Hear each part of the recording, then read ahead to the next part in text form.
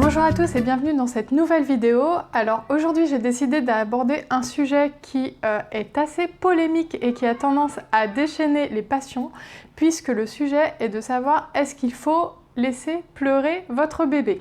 Alors bien sûr dans cette vidéo je tiens à préciser que ce n'est que mon avis et que je ne tiens pas du tout à donner des conseils qui ont vocation à être les conseils ultimes qu'il faut absolument suivre pour bien s'occuper de son bébé.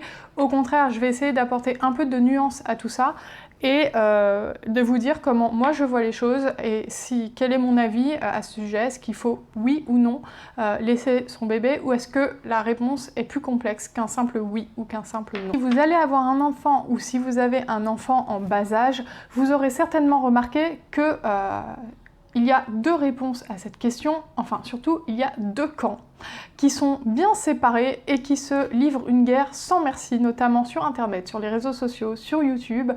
En gros, il y a le camp, on va dire, des anciens, souvent c'est des personnes on va dire plus âgées, ou les pédiatres, ou vos parents, grands-parents, qui vont vous dire laisse pleurer bébé parce que sinon ça va en faire un enfant capricieux et c'est important pour toi de souffler et de lui apprendre à se calmer tout seul.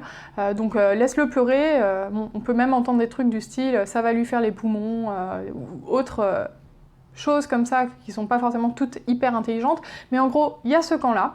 Et il y a l'autre camp qui va être plutôt du coup l'extrême inverse, ne jamais laisser pleurer son bébé. Alors, il y a plusieurs arguments à ça. Ce que ce camp défend, je vais peut-être arrêter de parler de camp, mais en gros ce que ces personnes défendent, c'est qu'il y a plusieurs études, notamment scientifiques, qui ont montré qu'il était très mauvais de laisser pleurer les bébés. En fait, les bébés, notamment en très bas âge, ont des besoins comme manger, dormir, couche sale, etc., mais aussi des besoins de réconfort, et il est important de répondre à ces besoins afin de maintenir un attachement fort, enfin de mettre en place un lien d'attachement fort entre le bébé et les parents, afin qu'il ait confiance en leurs parents, qu'il sache qu'il peut compter sur eux, pour pouvoir ensuite développer une véritable confiance en lui et avoir confiance en l'autre, en ses parents, et devenir un adulte équilibré. Et cette deuxième façon de voir les choses s'appuie aussi sur le fait qu'il y a des études scientifiques qui ont montré que laisser pleurer un bébé était mauvais, puisque pendant qu'il pleure tout seul en angoisse, quand il est nouveau-né, il sécrète des hormones de stress importantes, notamment du cortisol, et que ça endommagerait son futur cerveau, que ça serait très mauvais pour sa future confiance en lui, son équilibre psychique, son développement, son apprentissage, etc. Et que du coup c'est vraiment très très mauvais de laisser pleurer un bébé. Alors je pense que vous vous demandez du coup moi où je me situe. Alors justement, ça va pas être tranché de cette manière-là. Pour moi, c'est important d'apporter une réponse vraiment nuancée par rapport à tout ça, parce que je trouve que, au contraire, ce qu'on voit sur Internet, c'est ou tout blanc ou tout noir, et je trouve ça franchement parfois assez stupide.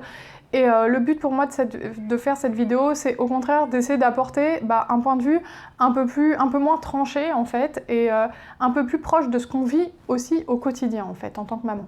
Alors justement, ce que je pense, c'est que je suis d'accord avec la deuxième méthode, c'est-à-dire qu'il faut éviter au maximum de laisser pleurer un bébé, notamment pendant les 3-4 premiers mois de la vie. Je pense notamment par exemple aux pleurs du soir. C'est vrai que le soir, les bébés, les 6 premières semaines, voire un peu plus, sont très stressés, très angoissés par la tombée de la nuit. Pour moi, c'est pas des coliques, c'est juste une angoisse liée au fait qu'ils connaissent pas la nuit et que ça les stresse. Vous savez, des fois, les personnes âgées dans les maisons de retraite ressentent aussi cette angoisse de la tombée de la nuit. Et pour moi, c'est important en tant que parent de rassurer le bébé, de le tenir dans les bras, etc., pour pouvoir le réconforter en fait. Quand votre bébé qui est tout jeune pleure d'un seul coup et que vous ne savez pas pourquoi, que vous voyez qu'il est propre, qu'il a mangé, que tout va bien, pour moi c'est aussi important, s'il est vraiment très jeune, de le réconforter, de lui montrer qu'on est là, parce que un bébé qui a moins de peut-être 4 mois, pour moi n'a clairement pas les ressources psychologiques pour comprendre ce qui se passe, et il a juste besoin d'être rassuré, et vraiment il n'est pas à ce moment-là dans une réflexion en fait, ou dans un calcul. Il pleure vraiment parce qu'il a besoin d'être rassuré, il ne fait pas une colère, il vous manipule pas à ce moment-là, c'est clair et net. Donc pour moi c'est très important d'être là au moment, lors des premiers mois de vie, d'essayer d'être là au maximum. Par contre, là où je ne rejoins plus du tout les sites dont je vous parle et ces avis-là sur tout ce qui est éducation bienveillante, etc., c'est que par contre, je pense qu'à partir d'un certain moment, il faut moduler cette présence en fait. Il faut arrêter d'arriver au moindre chouinement du bébé. C'est un bébé qui a été très demandeur et qui est toujours très demandeur d'attention. J'ai fait une vidéo là-dessus qui s'appelle Mon bébé est un baby, que vous pouvez aller voir si vous voulez avoir une idée de mon quotidien. Mais justement, j'ai envie de résumer un petit peu comment ça se passait pour moi tous les jours concrètement pour bien comprendre comment ça se passe pour certaines mères.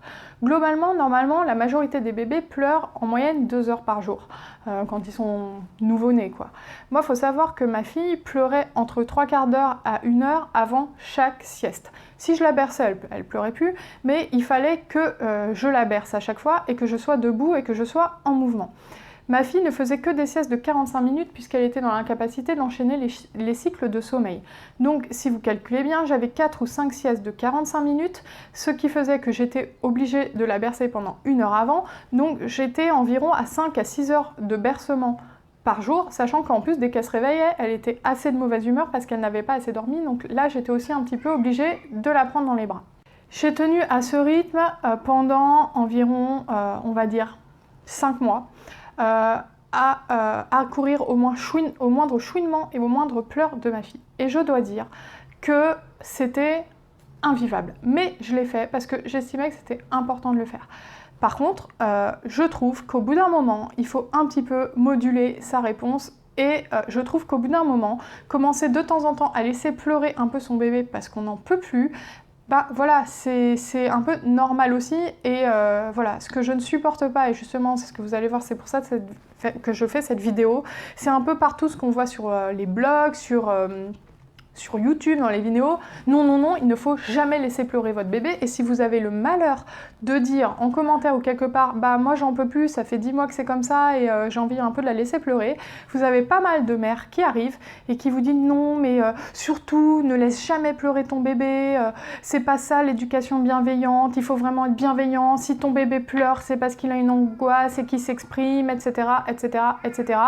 Et là, vous recevez une masse de culpabilité, mais je vous raconte pas quoi. On vous explique par A plus B que ce que vous faites, c'est vraiment mauvais pour votre enfant, que c'est pas de l'éducation bienveillante, donc sous-entendu que vous avez un peu une éducation malveillante, quoi, de penser laisser pleurer votre bébé, et que c'est très mauvais pour son développement plus tard, qu'il va pas avoir confiance en vous, il va pas avoir confiance en lui-même, et que ça va devenir limite un futur psychopathe.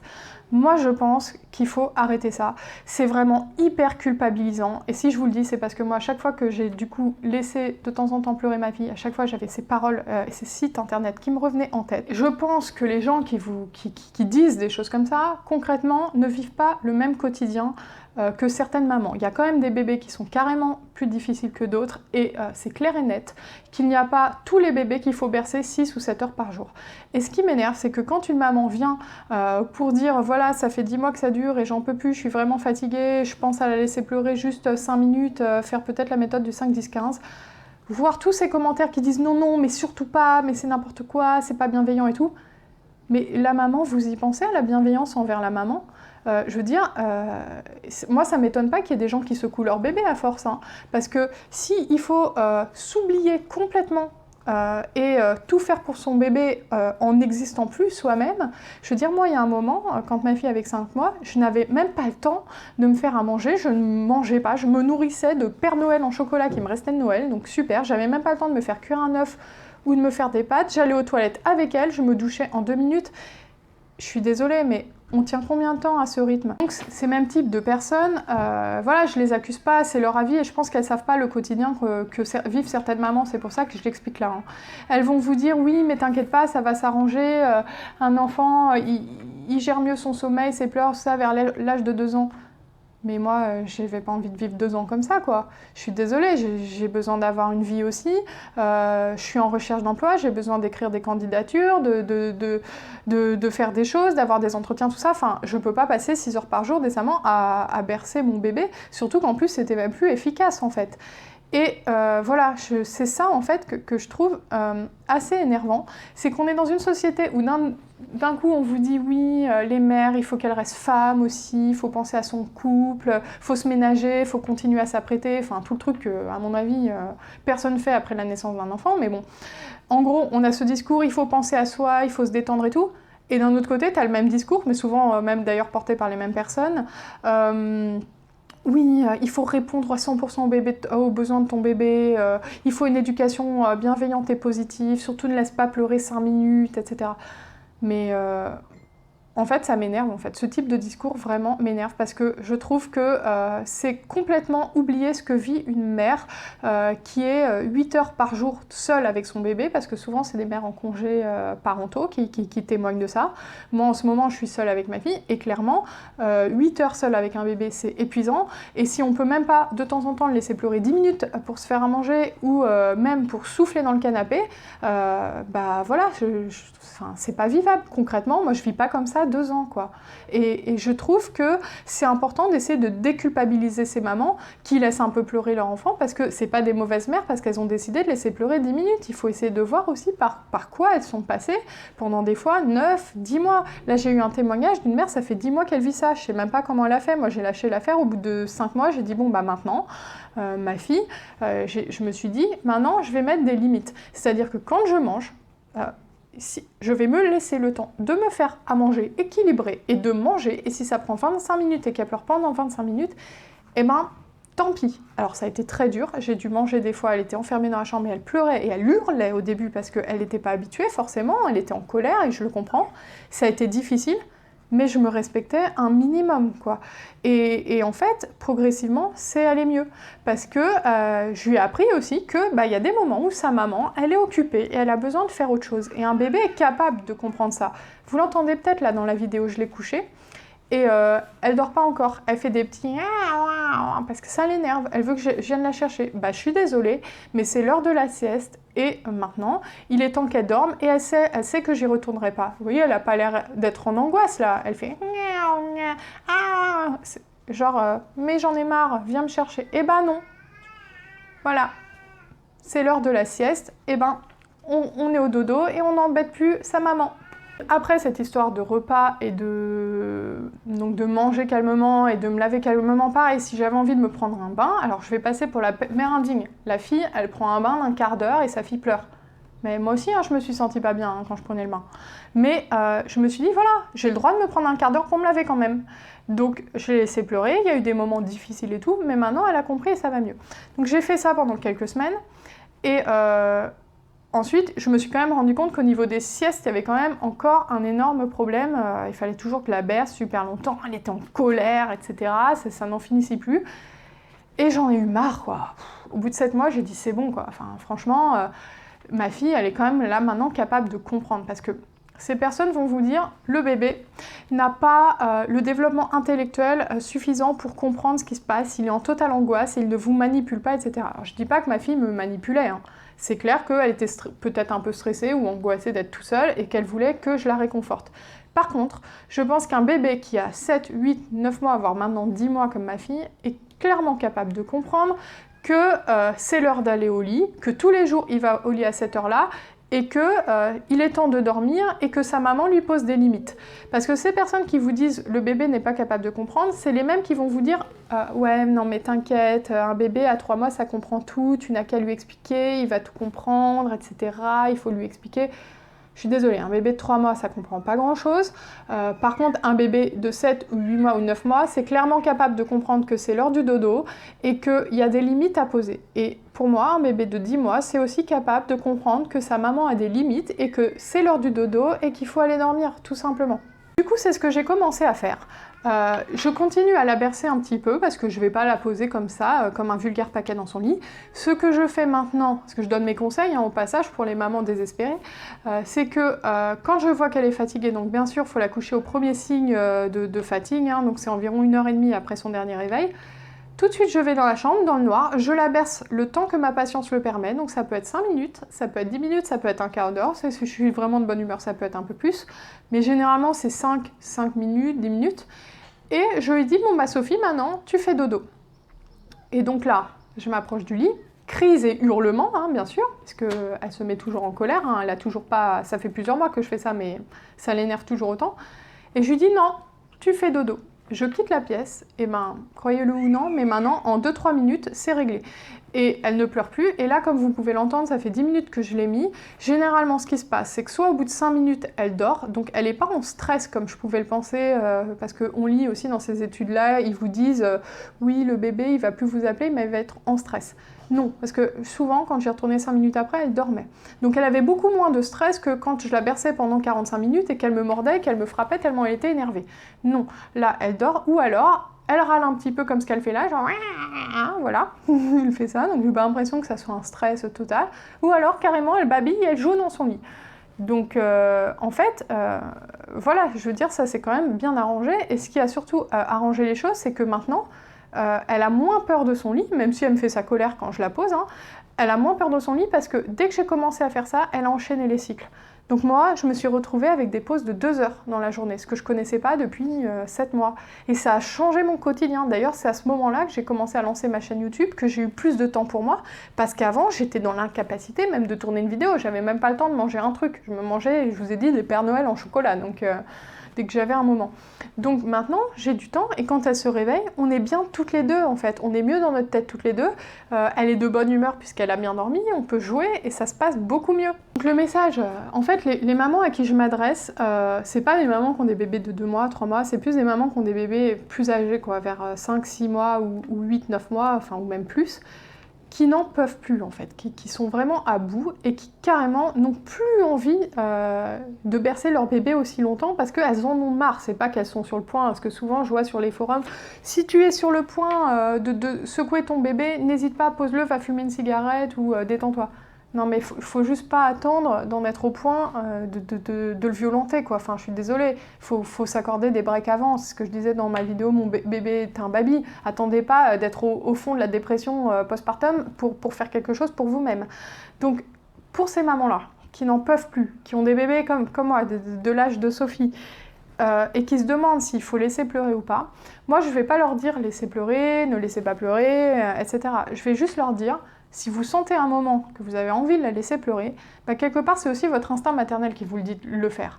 Ça sera pas simple, vous allez la poser, elle va faire une crise, vous allez y retourner. Moi je dis pas que j'étais hyper carrée, des fois j'y retournais, et d'ailleurs moins on est cohérent et moins ça marche. Hein. Mais plusieurs fois j'y suis retournée parce que je trouvais qu'elle pleurait trop. Il faut adapter, il faut faire une dose. Par contre, je sais qu'il y a des mamans qui me disent je reste à côté, et je la console et ça marche pas, elle est surexcitée, etc. Personnellement, moi, ça n'a jamais marché d'y retourner toutes les 2 minutes ou même de rester à côté d'elle. C'était encore pire parce qu'elle me voit, si je reste à côté d'elle dans le lit, mais laisse tomber, elle est dans un état, elle s'accroche au barreau, elle hurle et tout, genre qu'est-ce que tu me fais, t'es là mais tu me prends pas dans les bras. Et pareil, si j'y retourne toutes les 2 minutes, je la surexcite. En fait, il faut lui faire comprendre que je viendrai plus, quoi. Et je sais que cette phrase-là, elle doit sonner chez certaines mamans, genre mais oh, elle est horrible, elle fait comprendre à son bébé qu'elle va plus être là pour elle. Ma fille, ça fait 10 mois que je m'en occupe 24/24. Elle sait que je suis là pour elle. Je veux dire, c'est pas parce qu'au moment de la sieste, elle sait que je viens plus que ça va détruire toute la relation qu'on a mis 10 mois à construire. Et justement, pour cette histoire de confiance en soi plus tard, voilà, petite cri de colère. Vous pensez vraiment que toute la confiance en soi d'un adulte va se jouer sur des pleurs que vous avez laissés parfois 10 minutes par jour? Non, je suis désolée, ça va être toute la construction que vous allez construire dans votre vie avec votre enfant. Est-ce que vous allez le mettre en avant? Est-ce que vous allez le mettre en valeur? Ou est-ce que vous allez lui dire ouais, t'as des notes de merde, t'es pas quelqu'un de bien? C'est ça la confiance en soi d'une personne, c'est parce que tu l'as laissé pleurer 10 minutes quand il était bébé. On n'a jamais entendu au procès, je sais pas, des grands nazis ou des psychopathes, je sais pas quoi. Oui, vous comprenez, sa mère, elle le laissait pleurer dans le berceau. Non, c'est pas ça. Enfin, je suis d'accord que si les premiers mois vous laissez complètement pleurer et que vous avez une attitude complètement psychorigide là-dessus et que vous en avez rien à faire de votre bébé, là oui, mais quelle mère est comme ça, sérieusement? Il ne doit pas y en avoir beaucoup. Je tenais aussi à dire, parce que je ne l'ai pas dit jusqu'à présent, c'est que les gens qui vous parlent de tout ça vont vous dire oui, il y a des études qui ont montré que les enfants plus tard ne développent pas la même confiance en soi. Études de l'université Notre-Dame aux États-Unis déjà, franchement, c'est pas Harvard ou c'est pas Stanford ou je ne sais pas quoi, mais bon, bref. Il y a aussi des études qui sont plus récentes qui ont montré que les enfants qui avaient été laissés pleurer versus les enfants qui n'ont jamais été laissés pleurer n'avaient pas du tout plus de troubles que les autres. Hein. Ils avaient aussi confiance en eux, qu'ils étaient aussi bien éduqués, bien évolués au niveau de l'apprentissage et tout.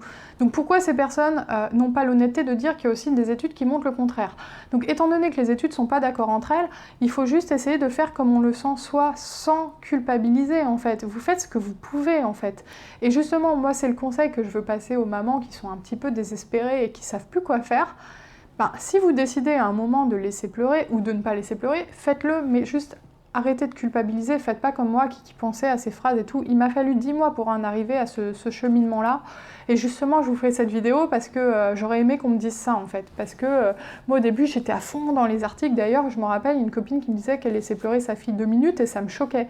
Et d'ailleurs, j'ai partagé ce type d'article sur Facebook et je m'en veux aujourd'hui parce que je me dis mais j'étais tellement influencée par la blogosphère, par YouTube et par tout ça. Je dis pas que c'est que du mauvais, et heureusement, ça m'a quand même bien influencée dans le sens où j'ai pas laissé trop pleurer ma fille au début.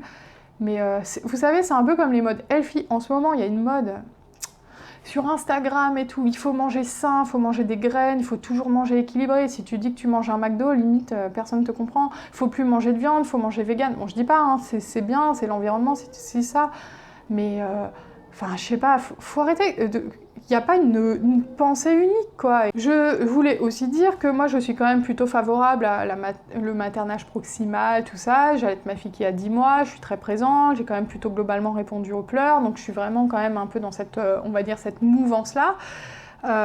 Mais par contre, je trouve aussi que c'est important de poser des limites aux enfants et que dire qu'un enfant n'a pas les capacités intellectuelles avant 3 ans de comprendre ce qu'est un caprice, etc.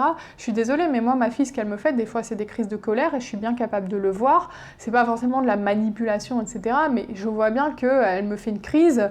Il suffit que je retire mon portable des mains. Vous allez vous dire pourquoi elle a le portable dans les mains. Mais ma fille se fait une obsession sur mon portable et elle est tout le temps en train de le chercher partout. Et elle me fait une crise de nerfs. Alors vous allez me dire, elle exprime sa frustration, c'est pas un caprice, faut la prendre dans les bras.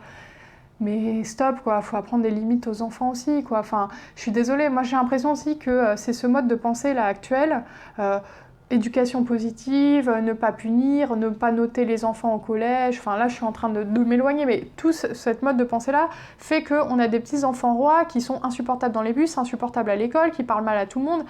Et voilà, il faut trouver un équilibre en fait. Je suis d'accord qu'il faut une éducation positive, Montessori, tout ça, je suis assez d'accord avec tout ce type de valeurs. Mais il y a un moment, il faut aussi savoir poser des limites, même à un enfant de 10 mois. Et il est tout à fait capable de comprendre en fait. Voilà, en conclusion, ce que je veux dire aux mamans désespérées qui le sont comme moi j'ai pu l'être, c'est tout simplement d'arrêter de culpabiliser. Vous faites ce que vous pouvez en fait pour votre bébé. Et votre éducation, elle est bienveillante, quoi que vous fassiez. Et voilà, faites comme vous sentez. Ne vous laissez pas culpabiliser par des sites qui sont peut-être écrits par des gens qui n'ont même jamais géré un enfant, ou en tout cas pas un enfant très demandeur comme le vôtre. Vous faites de votre mieux et voilà, et vous pouvez doser la réponse aux pleurs et c'est pas pour autant que vous allez être une mauvaise maman, que votre bébé va plus avoir confiance en vous et que ça va être un futur psychopathe. Voilà, c'est seulement le message que j'avais envie de passer. J'espère que cette vidéo n'aura pas été trop décousue. J'espère, peut-être à tort, que je vais pas m'attirer 25 milliards de commentaires. Bon, ça m'étonnerait, j'ai 70 abonnés, mais de commentaires vraiment très négatifs sur « mais comment oses-tu diffuser sur internet un message où tu dis qu'il faut laisser pleurer ?» Voilà, je vous ai dit ce que j'en pense, comment je le pense, comment mes pensées ont évolué à ce sujet-là. Et c'est tout. Maintenant, si vous n'êtes pas d'accord avec moi, bien sûr, vous avez le droit de le dire en commentaire et j'y répondrai. Mais juste, pas trop de jugement et voilà, quoi, c'est tout. On a tous le droit de penser ce qu'on veut. Moi, j'ai rien contre les mamans qui me disent oui, moi, j'ai jamais laissé pleurer ma fille parce que ça me stresse et je suis pas bien. Je le comprends tellement. Par contre, là où j'ai du mal, c'est les conseils du type non, mais faut surtout pas laisser pleurer. Je te conseille d'aller voir des vidéos sur la bienveillance et tout parce que surtout ne fais pas ça parce que là, la confiance et tout, enfin... Enfin, si cette maman, elle se pose la question et que ça fait 10 mois qu'elle ne laisse pas pleurer, c'est qu'elle sait tout ça, hein. C'est juste qu'elle en peut plus, quoi. Bref, j'espère que cette vidéo vous aura plu. Si c'est le cas, n'hésitez pas à la commenter, à la liker, à la partager si vous avez des mamans qui se posent des questions sur ce qu'il faut faire, et à vous abonner, et à bientôt dans une prochaine vidéo.